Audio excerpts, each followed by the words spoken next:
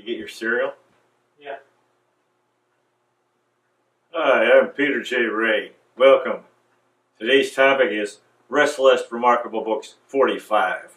Onward. The first book today is Numbering All the Bones by Ann Rinaldi, 2002. Ann Rinaldi is a tremendous children's book author, mostly historical books. And this book is set during the American Civil War, and it's from a young woman slave's perspective. So this is a young African-American slave. And it's set in Georgia at the notorious Andersonville prison. Andersonville was where they kept a lot of northern prisoners of war. You know, they'd have prisoners, and this is where this Andersonville prison was. A lot of guys from the north, Union soldiers, died there. You know, they were captured, became prisoners of war, and they died because the conditions were very, very bad. You know, they didn't get enough to eat. It was very crowded. It was dirty, and so forth. So hard times, tragedy, hope, courage, and kindness. Claire Barton is mentioned. You know, this woman who founded the Red Cross. And anyway, and you know, the thing that was interesting about this book is is this girl. You know, she's a slave, and she knew that the war was being fought to end slavery, and she knew that these guys in the prison, you know, they'd fought for her freedom, and then they were dying, and so the title of the book, Numbering All the Bones, that relates to the idea that, you know, they wanted to be able to they believed the slaves were thinking the war is going to end, and hopefully slavery will end. And then the family members of these guys who have died, they'll want to come and claim their remains. So they're trying to do that. She was trying to do that. You know, that's where the title is, Numbering All the Bones. Wonderful historical book. The next book is Baddest by Cynthia Voigt, 1997. Another children's book. Two 12-year-old girls are friends, Mikey and Margalo. And Margalo is helping Mikey try to stop their parents from getting a divorce. And apparently there's a difficult mother. Yeah, this is a tough situation, you know, that children go through, and you know, all parents or all children want their parents to stay together. And when it looks like they're going to break up, you know, I'm sure they see what they can do. Although they certainly, well, what can they do? But at least, you know, you can try, and that's what she was trying to do here, to keep the family from breaking up. The next book is Silver Days by Sonia Levitin, 1989. This is outstanding. It's the sequel to Journey to America. This German Jewish family, it's about their lives in America during World War II as immigrants adjusting to a new country, different ways, and they're enduring. You know, see, the thing is, they were German, so that wasn't easy during the Second World War. Since we're fighting Germany, the thing is, they were Jewish, so they also were victims of Nazi Germany. And it's very interesting about the immigrant experience, especially this in particular German Jewish family during the Second World War. The next book is Joey Pigza Swallowed the Key by Jack Gantos, 1998. Wonderful book. This is a children's book. This Joey is a boy with a lot of energy, and his challenge is to deal with the ignorant, sedentary, cold adult world. He survives and keeps going. It's tough being a kid, you know, it's a tough adjustment. In our church, we believe in reincarnation, that when a child is born, or actually is conceived, it's leaving heaven. And then there's this tough adjustment, because in heaven, or the astral world, things are very, very different and very pleasant. And so this is a tough adjustment that children make. And so that's why children need adults to be patient with them, and more understanding and kind, and discipline them, but discipline them with love. So this is a wonderful, wonderful children's book. The next book is George Washington Sax by Elvira Woodruff, 1991. Outstanding children's book. It involves time travel. Kids from today go back to 1776 and meet George Washington and join the Revolutionary War for the United States. They make friends, and they see two fellows die. One who was a patriot in the American Army, and the other a Hessian, the German mercenaries fighting for Great Britain. Different world, fascinating. So this is, these authors who can do stuff like this, write time travel books. It's amazing. How creative, and it helped to bring history alive. One of my interests, because since I love history, so this author did a very good job at that. The next book is Walk Two Moons by Sharon Creech, 1984. Outstanding book. Again, another wonderful children's book. 13-year-old girl Sal. Her mother had left and then died. So Sal struggles to come to terms with that. Her friend Phoebe's mother left too. So good people dealing with life. So yeah, tough times, childhood, and friendship. In this case, they have something in common. So this is how we need to help each other. And especially, it's nice when you can make friends with people who have had similar experiences and can relate, and so you can understand each other and encourage each other. Wonderful book. The next book is Absolutely Normal Chaos, again by Sharon Creech, 1990. This children's book novel depicts Mary Lou Finney, who is 13 years old, set during the summer, and the family life deals with family life, young love, visiting the hillbilly relations in West Virginia. Oh, I really like that topic because West Virginia is this mountainous state south of Ohio. We get some of these folks from West Virginia here. Used to be part of Virginia. They're friendly people, pretty poor, coal miners, and they have a real strong Southern accent. Like real friend. I had a friend from West Virginia. He used to call me Good Buddy. Hey, Good Buddy, and I always loved that. But anyway, some people tend to look down on them. I don't, because I think they're really, they're friendly, they're kind, they're pretty poor because it's a mountainous state, and they weren't, there's no cities, and coal mining is a real tough business. Anyway, this is another wonderful book by Sharon Creech. The next book is Get On Board, The Story of the Underground Railroad by Jim Haskins, 1983. Oh, wonderful children's book. It talks about courage and love. Those kind, brave people who helped slaves escape to freedom in the North, in the U.S. and Canada. Harriet Tubman was like Moses. The Underground Railroad, wasn't underground. It wasn't a railroad underground, but it was kind of a network that helped slaves during slavery days in the United States. Helped them to come north, to escape from the South, where they were slaves, to the North, where they could be free. And usually, very often, sometimes they wanted to go into Canada, because even in the North, they could be caught by slave catchers. And I know when they crossed the Ohio River, Kentucky was a slave state, and when they crossed the Ohio River and made it into Ohio, then that was considered they were happy because Ohio is a free state.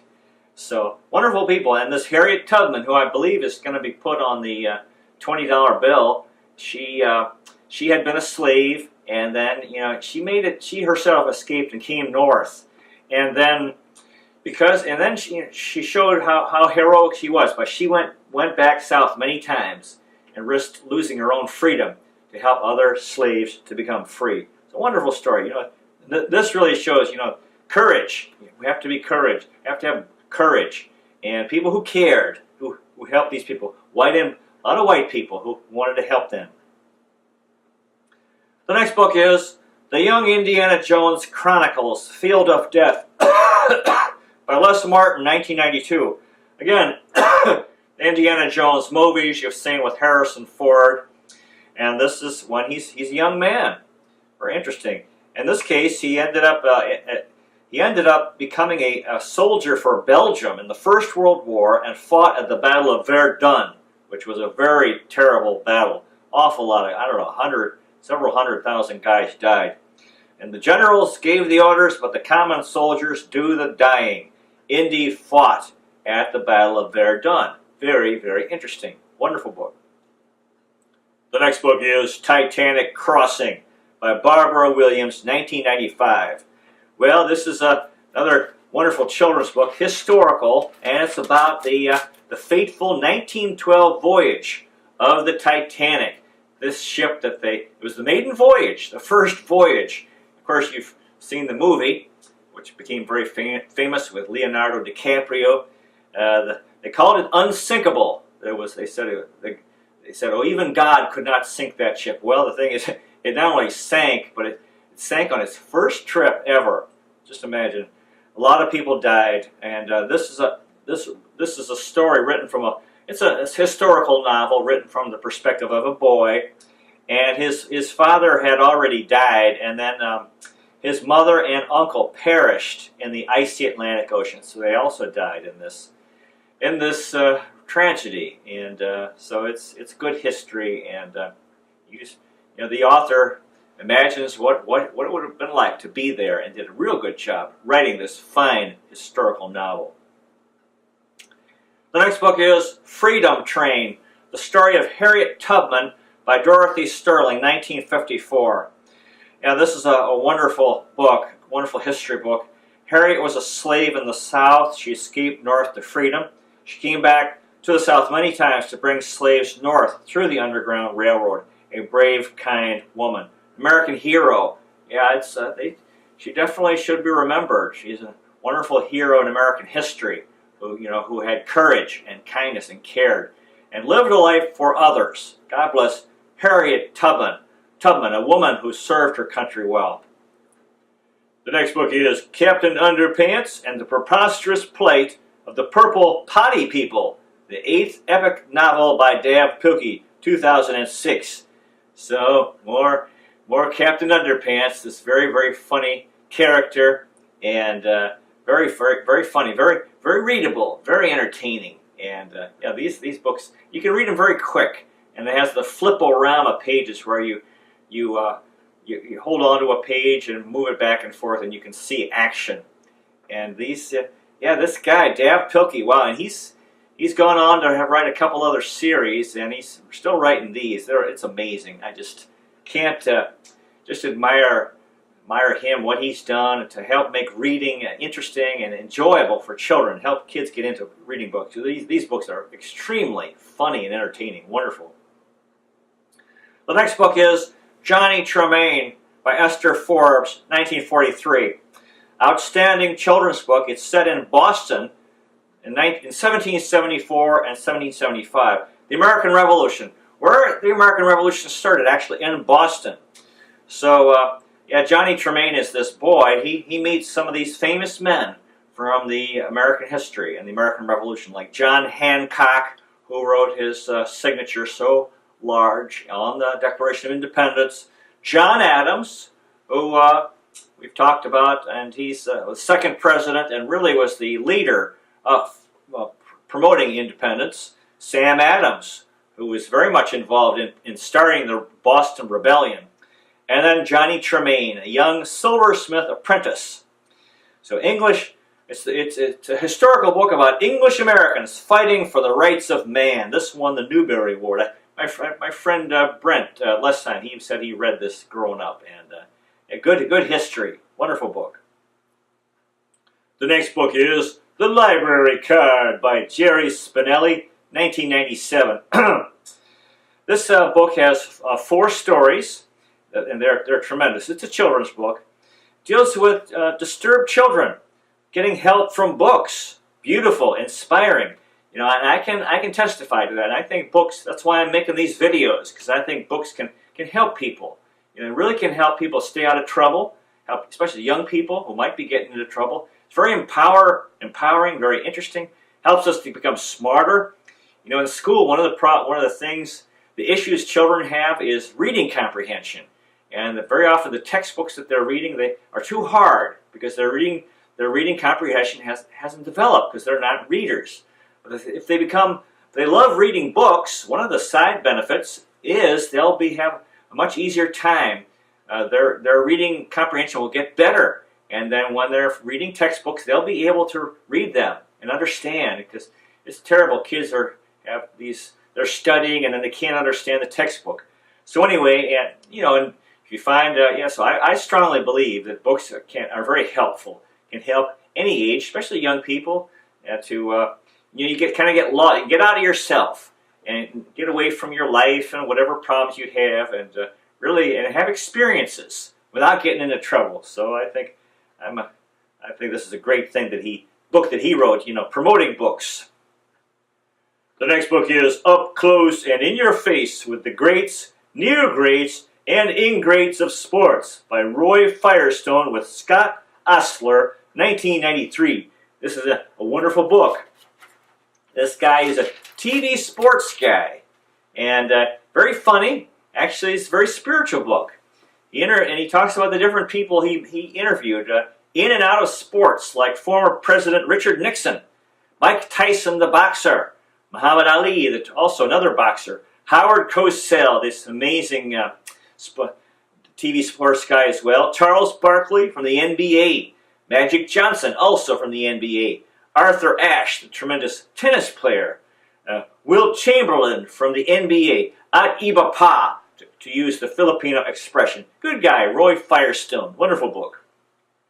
The next book is Faith of My Fathers, a family memoir by John McCain with Mark Salter, 1999.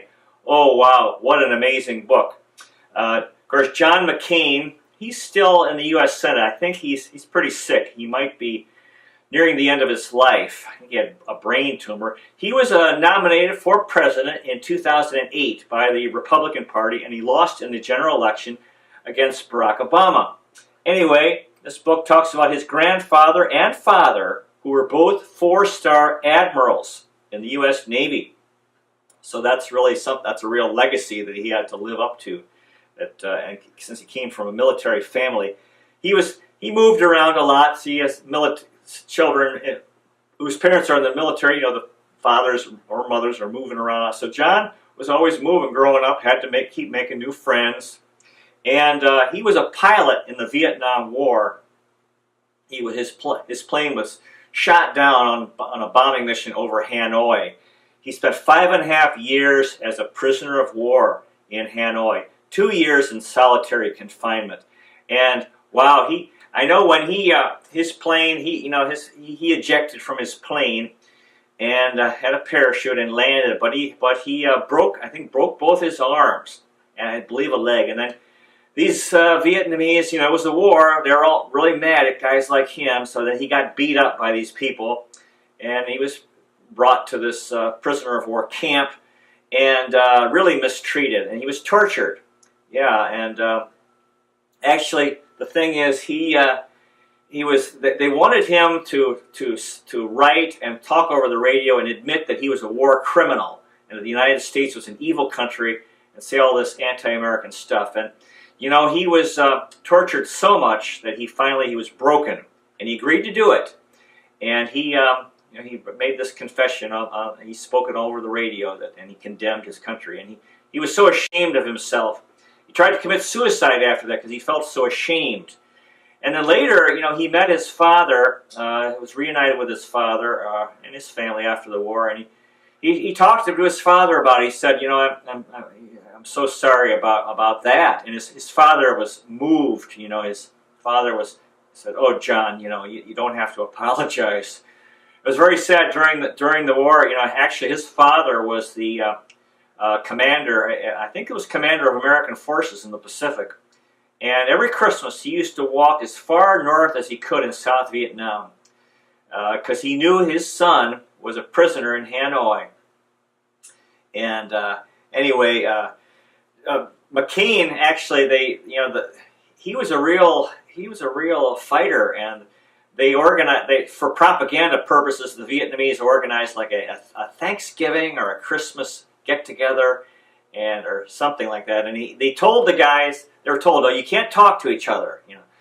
And the thing is, yeah, he was in solitary confinement, which was pretty tough. Although I think he communicated with tapping sounds and stuff like that.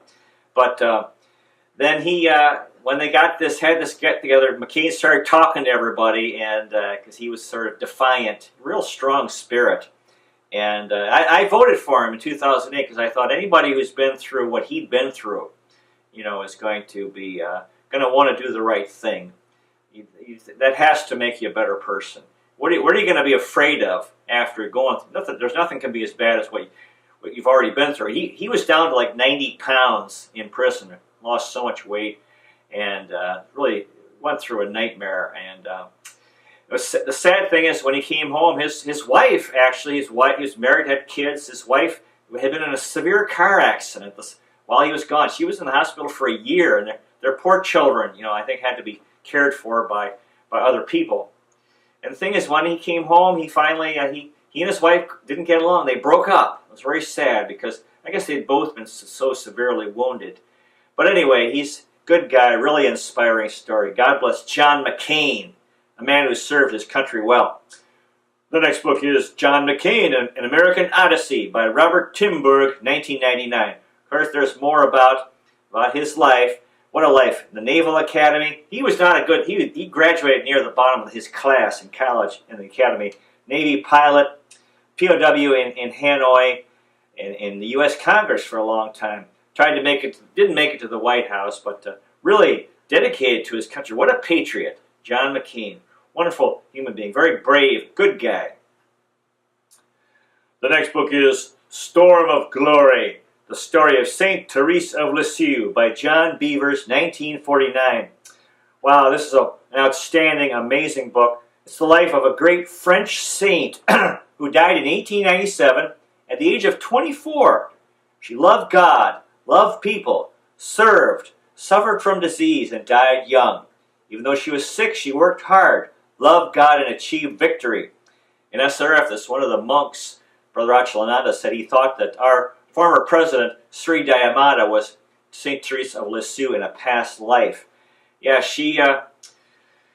you think, wow, she only died at age 24. What can you do? How can you become so famous? But they say that, since her death, a lot of people have prayed to her, and she's had this power after death to help people. Really wonderful. Very inspiring. The next book is How Starbucks Saved My Life. A Son of Privilege Learns to Live Like Everyone Else by Michael Gates Gill, 2007. This was a gift from my sister Patricia. It's a real interesting book. The guy, the main character, it's a true story. He's telling the story of his life. And he had been a rich businessman. And then everything in his life, everything fell apart. And I think he lost his job. I think he had cancer, and his wife left him. And all these things really fell apart. And here he'd been making all this money. And for whatever reason, he decided to apply at Starbucks. And he found happiness as an old man with a humble job at Starbucks. And here he's this white guy. He made friends with black co-workers. And I know he found it challenging, the orders, getting the order from the customer and making the drinks and working the cash register. And it kind of shows how, having a simple job, if you do it well, here he'd been working at making a lot of money in these high-paying jobs, and then this low-paying job, he found happiness doing that, and it really helped him because it really helped him with his spirit, and he enjoyed the work. He enjoyed his co-workers. Wonderful book.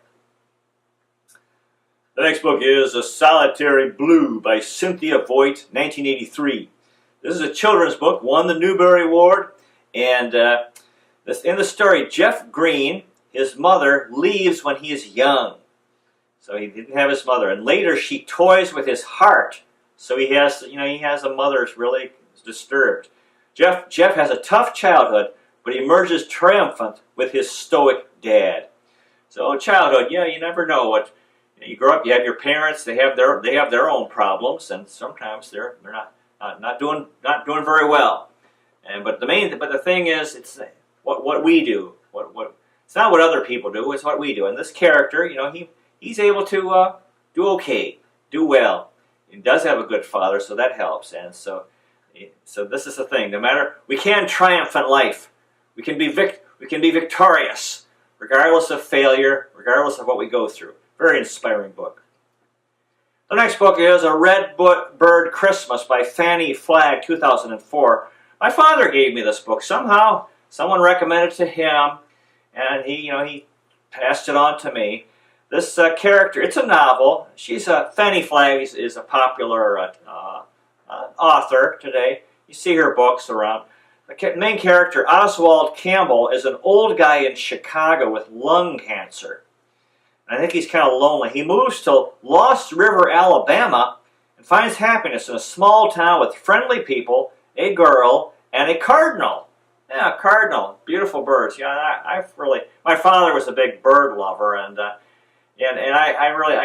really nice. Looking at birds and watching them, the different kinds of birds. And anyway, this book really appealed to me because this is something that I've been wanted. To live in a small town, be a part of a community, be a part of a friendly community, and never really have been able to find that, but that's okay. Main thing is actually the spiritual life and I have this wonderful spiritual path, self-realization fellowship, which is better than anything else in the world. The next book is Alan Alda, an unauthorized biography by Jason Bondaroff, 1982. Yeah, they're back in the 70s. There was a television show called MASH, M, and then with a little star A and so forth, M-A-S-H, capital letters, and it was set in the Korean War, and it was back in the 50s, and it was about this medical place where they would bring wounded soldiers from the Korean War, and these guys they would be operated on and recover. And everything was they were all in tents. Nothing was constructed really, and I believe. Although, well, no, there were some buildings. I think they lived in tents. These pretty big tents. And Alan Alda was the author, the actor for the main character, Hawkeye Pierce, and he's this surgeon who was working, operating on these young people, and it's a comedy. But there's also a lot of tragedy. Guys died, and they don't want to be there. They're against the war, and they have this tough work. When casualties come in, they fly in these guys who have all been wounded, and then they have to work. Sometimes they work until everyone's fixed up. And anyway, Alan Alda became very famous. He's a good guy. He was flying. He and his wife, because of their work, were separated. He was flying. I think every week he flew back across the country for his work. He's still around, and he's a good guy. I think his father had been in show business. So Alan Alda is a funny, good guy, and wonderful book. The next book is The Moves Make the Man by Bruce Brooks, 1984. This is a children's book, won the Newbery Award. It's about teenagers and basketball. Life, big family trouble. This African-American boy and a European-American boy, or a black boy and a white boy. Tragedy, friendship, struggle. So, yeah, really, really good story, and really enjoyed it because, basketball is an interesting topic. Sports does help people to make friends, a nice outlet, and this deals with the variety of life. There is tragedy, friendship. Friendship, one of the best things in life. It helps us to be happy. And problems in it, we all have our challenges in family life. Isn't that true? Wonderful book. The next book is No More Dead Dogs by Gordon Corman, 2000. This is a wonderful children's book. It's a middle school or a high school, I'm not sure which. And some of the things that take place are football, drama, teachers and students, friends, and life. Has a happy ending. So I really, really enjoyed it. The author did a good job. Well, it appears we're out of time. Live long and prosper. May the force be with you. I hope you find a good book to read. Thank you so much for watching. I hope you have a good day. God bless you. And to quote Scarlett O'Hara, tomorrow's another day. See you next time.